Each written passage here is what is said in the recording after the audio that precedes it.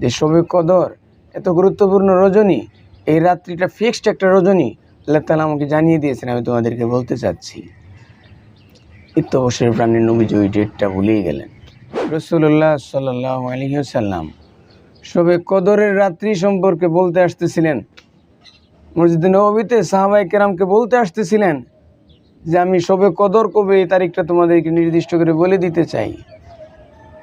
মাঝপথে দুইজন সাহাবী ঝগড়ায় লিপ্ত হয়ে গেছে। রাসূলুল্লাহ সাল্লাল্লাহু আলাইহি ওয়াসাল্লাম মসজিদে নববীতে এত ইম্পর্ট্যান্ট একটা নিউজ প্রাণের নবীজি বলতে না এসে ওখানে দুইজন সাহাবীর এই ঝগড়া বিভেদটাকে আগে মেটাতে চাইলেন, যার প্রেক্ষিতে কি হলো, রাসূলুল্লাহ সাল্লাল্লাহু আলাইহি ওয়াসাল্লাম যখন মসজিদে নববীতে ঠিকই আসলেন, এসে উপস্থিত সাহাবায়ে কেরামকে যখন বলতে চাইলেন যে শবে কদর এত গুরুত্বপূর্ণ রজনী, এই রাত্রিটা ফিক্সড একটা রজনী আল্লাহ তাআলা আমাকে জানিয়ে দিয়েছেন, আমি তোমাদেরকে বলতে চাচ্ছি। ইত্যবসরের প্রাণের নবীজি ওই ডেটটা ভুলেই গেলেন। তাহলে নবীজি এত গুরুত্বপূর্ণ একটা রাত্রি, এই রাত্রিটার কথা না বলতে এসে আগে মুসলিমদের ঝগড়া বিবাদ মিটিয়ে দিতে চেয়েছেন।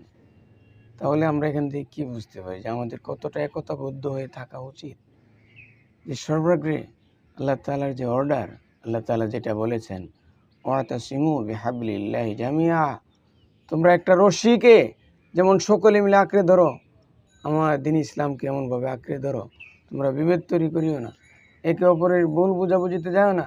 অথচ আল্লাহ তাআলা কোরআনে বলে দিয়েছেন ইয়া আইয়ুহাল্লাযীনা আমানু জিতানিবু কাসীরাম মিনাজ-যন ইন্না বা'দাজ-যন্নি ইসমুন, যে মুমিনরা ইমানদাররা তোমরা একে অপর সম্পর্কে একটা ধারণা করা থেকে বিরত থাকো। তোমরা এক মুসলমান আর এক মুসলমান সম্পর্কে একটা ধারণা পর্যন্ত তুমি করতে পারবে না, তোমার কনসেপ্ট ক্লিয়ার না করে তার সম্পর্কে তুমি আইডিয়া বিল্ড আপ করতে পারো না। কিন্তু আমরা যখন তখন হর হামেশা যাকে তাকে আমরা কাফের বানিয়ে দিচ্ছি, যাকে তাকে বিভিন্ন ট্যাগ লাগিয়ে দিয়ে আমরা মুসলমান থেকে দূরে সরিয়ে দিচ্ছি। কত গ্রুপ তৈরি হয়ে গেছে মুসলিমদের, অথচ মুসলিমদের একটাই গ্রুপ হওয়া দরকার, আহলে সুন্নাত ওয়াল জামাত।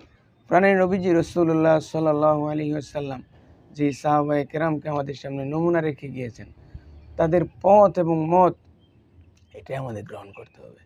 রাসূলুল্লাহ সাল্লাল্লাহু আলাইহি ওয়াসাল্লাম পৃথিবীতে এসেছেন, আল্লাহ তাআলা সুন্দর সার্টিফাই করেছেন ইন্নাকা লাআলা খুলুকিন আযীম।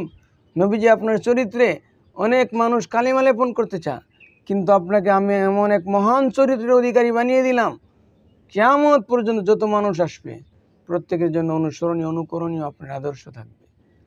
আপনি চিন্তা করে দেখেন, আজ পর্যন্ত সমগ্র দুনিয়াতে নবীজির জীবনী লেখা শেষ হয়েছে হয়নি, যত মানুষ লিখতে চায় তত যেমন আরও সাগর খুঁজে পা। কোরআন শরীফের তাফসির যত লেখে মনটা ভরে না, যত পড়ে মনটা ভরে না, জানতে চাই যে আরও জানতে চাই, আরও জানতে চাই। এটা আল্লাহ তাআলা অপরিসীমভাবে রেখে দিয়েছেন। কিয়ামত পর্যন্ত মানুষ প্রাণের নবীজির জীবন আদর্শ গবেষণা করবে, নতুন নতুন আইডিয়া তার ভিত্তিতে তৈরি হবে, কোরআনে কারিম নিয়ে গবেষণা করবে, তার জ্ঞানের সীমা শেষ হবে না।